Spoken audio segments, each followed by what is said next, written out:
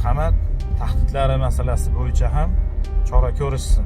Jurnalist Elyor Tojiboyev 4 yilga qat'iy tartibli koloniyaga hukm qilindi. Jinoyat ishlari bo'yicha Marg'ilon shahar sudi 20-yanvar kuni bo'lib o'tgan sud majlisida Antikorrupsiya nashrining Farg'ona viloyati bo'yicha maxsus muxbiri Elyor Tojiboyevga nisbatan hukm chiqardi.